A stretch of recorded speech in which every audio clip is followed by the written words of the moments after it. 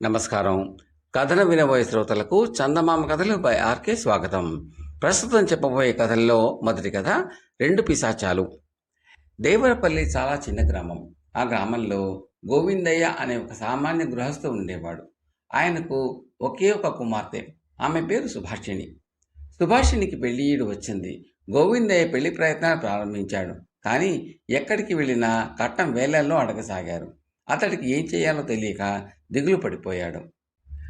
అలాంటి సమయంలో పట్టణంలో వ్యాపారం చేస్తున్న సుదర్శనం అనే గోవిందయ్య చిన్ననాటి స్నేహితుడు అతన్ని చూడవచ్చాడు. మాటల సందర్భంలో గోవిందయ్య అతడికి తన కుమార్తె పెళ్లి విషయం గురించి చెప్పాడు. కట్నం ఇచ్చుకునే స్తోమత లేదని అలా కాలం గడిపేస్తే ఎలా? సుభాషిణికి 20 ఏళ్ళు అంటున్నావు. మంచి సంబంధం చూడు. 5-6 వేల దాకా నేను సర్దగలను. అది తీర్చడం సంగతి తర్వాత ఆలోచించవచ్చు అన్నాడు సుదర్శనం. స్నేహితుడు ఆసరా చూసుకుని గోవిందయ్య ఈసారి కూతురుకు మంచి సంబంధం వెతికి చివరకు దూర గ్రామంలోని ఒక యువకుడితో పెళ్లి నిశ్చయం చేశాడు. వరుడు తల్లిదండ్రులు 3,000 కట్నం కావాలన్నారు. ఈ పెళ్లి ప్రయత్నం ఒక కొలిక్కి రావడానికి 6 నెలల కాలం పట్టింది. ఇంకా వివాహముహూర్తం 15 రోజులు ఉన్నదనగా గోవిందయ్య పట్నం వెళ్ళి సుదర్శనానికి సంగతి చెప్పాడు. సుదర్శనం ఆశ్చర్యపోతున్నట్టు ముఖం పెట్టి 5-6 వేలు సర్దగలను అన్నానా? నాకు సరిగ్గా గుర్తు రావటం లేదు. సరే, ఏది ఏమైనా ఇప్పటి నా వ్యాపార పరిస్థితి ఏమీ బాగలేదు. ఈ మధ్య విపరీతంగా నష్టపోయాను అన్నాడు. ఈ జవాబుకు గోవిందయ్య నిర్ఘాంతపోయాడు. అతడికి కోపం వచ్చినా స్నేహితుణ్ణి ఏమీ అనక గ్రామం తిరిగి వచ్చాడు. కాబోయే బియ్యంకుడికి నచ్చజెప్పి వివాహముహూర్తం ప్రస్తుతానికి వాయిదా వేయించడం ఒక్కటే గోవిందయ్యకు మంచి మార్గంగా తోచింది.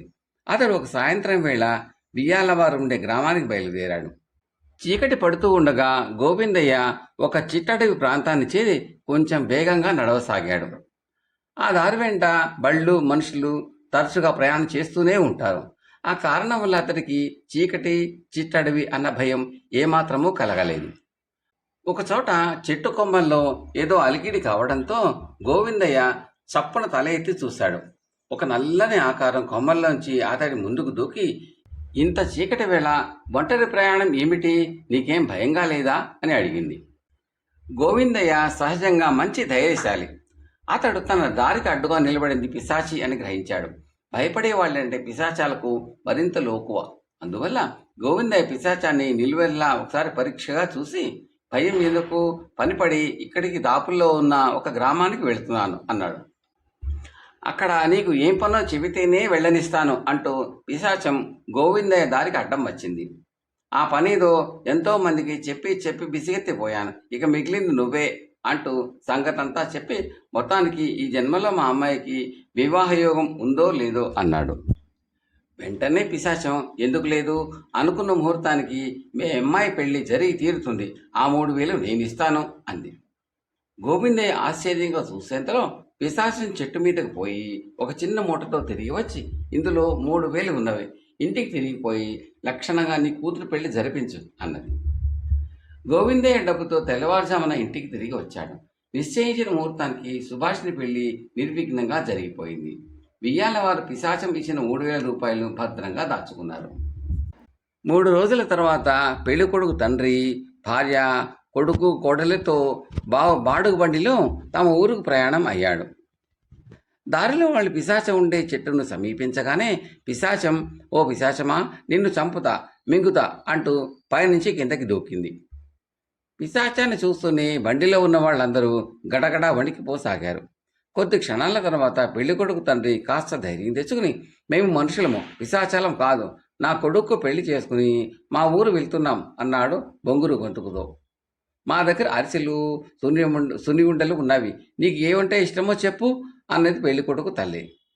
బండిలో పిశాచం నాకు స్పష్టంగా కనిపిస్తున్నది, మిగుతా అంటూ పిశాచం మరి కాస్త ముందుకు వచ్చింది. పెళ్లికొడుకు తల్లి బెంబేలు పడిపోతూ, అది పిశాచం కాదు, మా కోడలు సుభాషిణి.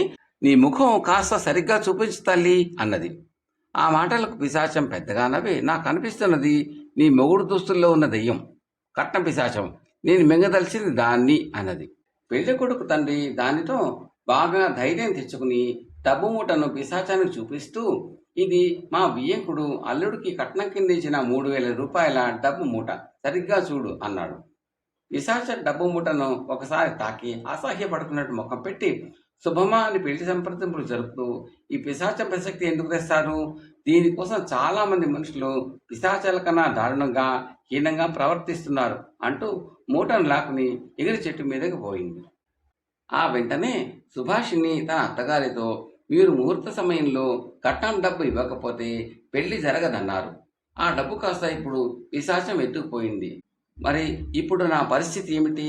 నన్ను ఏం చేయనున్నారు అన్నదే దీనంగా. అత్తగారు సుభాషిని రెండు చేతులు పట్టుకుని పిశాచం అన్న మాటలతో ఇప్పటికే మాకు తల కొట్టేసినట్టయింది. సుభాషిని మామగారు ఎంతో ఆప్యాయంగా సుభాషిని దిగులు పడకు, పిశాచం కట్న పిశాచాన్ని ఎత్తుకుపోయింది, అందుకు విచారపడను. నేను 3,000 రూపాయలు విలువ చేసే నగలు నీకు చేయించి పెడతా.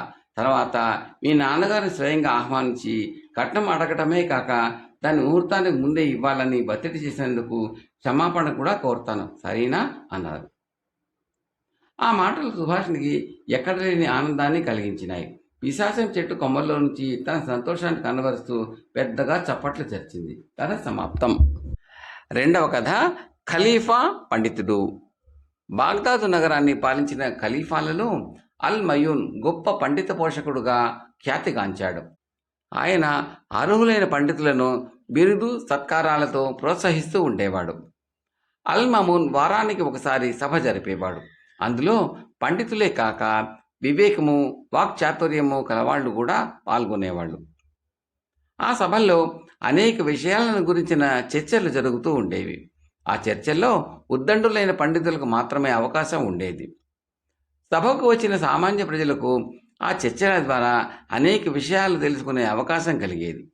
ఒకనాడు ఖలీఫా పండిత సభ ప్రారంభిస్తుండగా ఒక కొత్తవాడు అక్కడికి వచ్చాడు.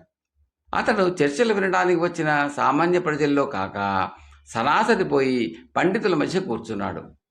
చూపరులకు అతడేదో యాత్రికుడు అని తప్ప పండితుడు అనే అభిప్రాయం ఏమాత్రం కలగలేదు.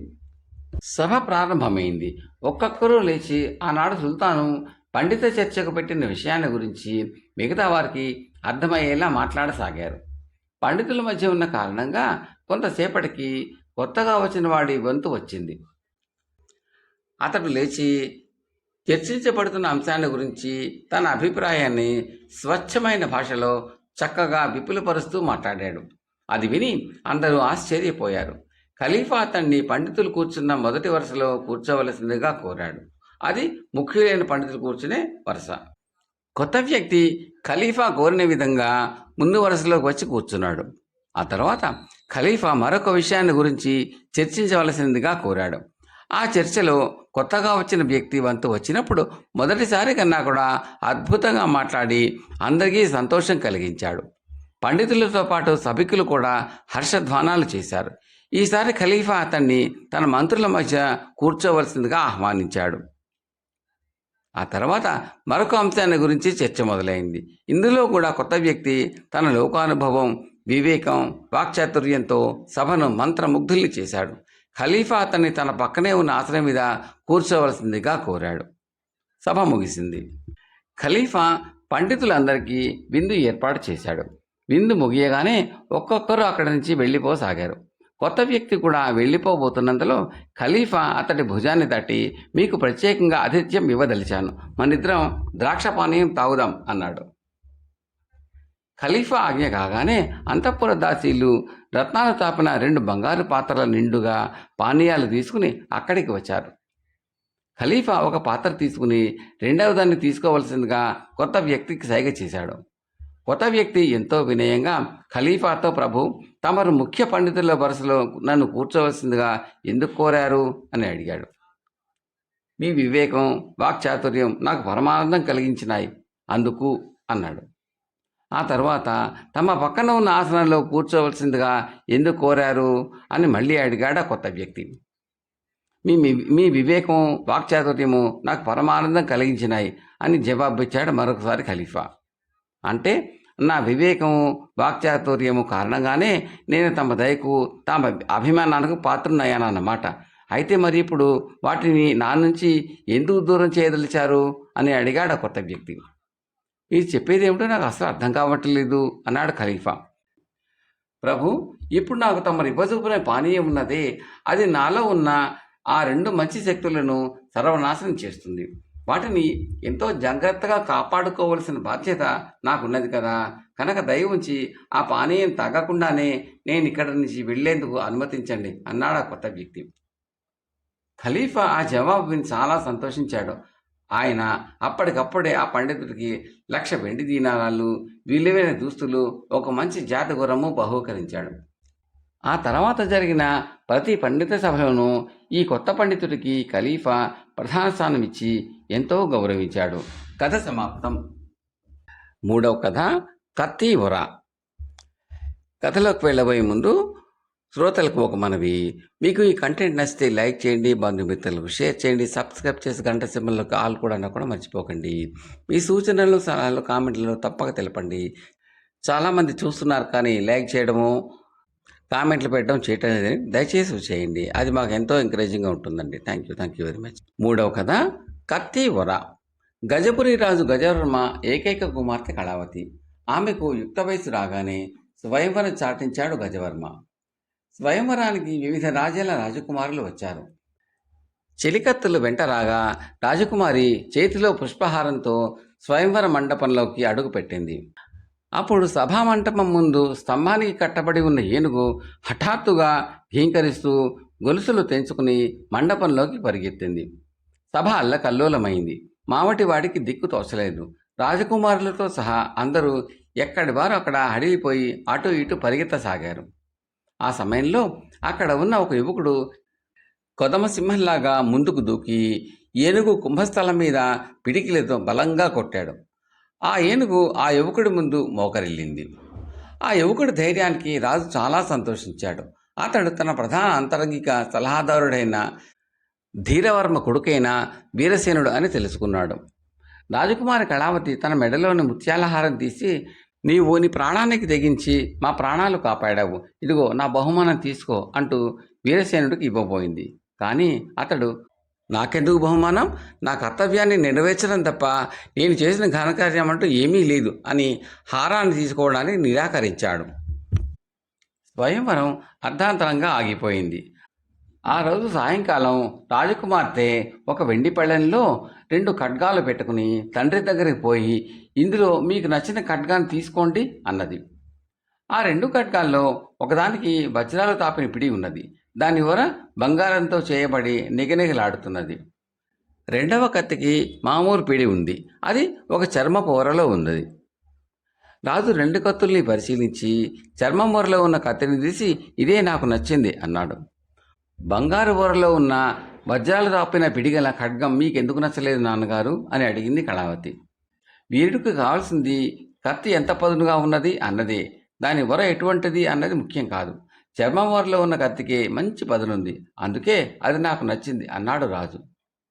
కళావతి మనిషి అందం, ఐశ్వర్యం, అధికారం ఇవన్నీ కూడా కత్తి మీది బంగారపు వరలాంటిదే. ఇవాళ పొద్దున్న జరిగిన స్వయంవరంలో అందం, ఐశ్వర్యం, రాజ్యాధికారం మొదలైనవి అన్నీ ఉన్న రాజకుమారులు అందరూ హఠాత్తుగా ఆపద రాగానే హడిలిపోయి పారిపోయారు. కానీ వీరసేనుడు మాత్రం తన ప్రాణాలను కూడా లెక్క చేయకుండా ముందుకు వచ్చి మన అందరినీ కాపాడాడు. యుద్ధంలో వీరుడికి కత్తిలాగా జీవితంలో స్త్రీకి వీరత్వం, త్యాగం ఉన్న పురుషుడు భర్తగా లభించడం ఎంతో అదృష్టం. అటువంటి గొప్ప వీరుడైన వీరసేనుడు మన ఆస్థానంలోనే ఉన్నప్పుడు ఇంకా స్వయంవరాలు ఎందుకు అన్నది చిన్నగా నవ్వుతూ. కుమార్తె మనోభావాన్ని గ్రహించిన గజవర్మ ఆమెను ఆనందంతో ఆశీర్వదించి ఆమెకు వీరసేనుడికి వైభవంగా వివాహం జరిపించాడు. కథ సమాప్తం.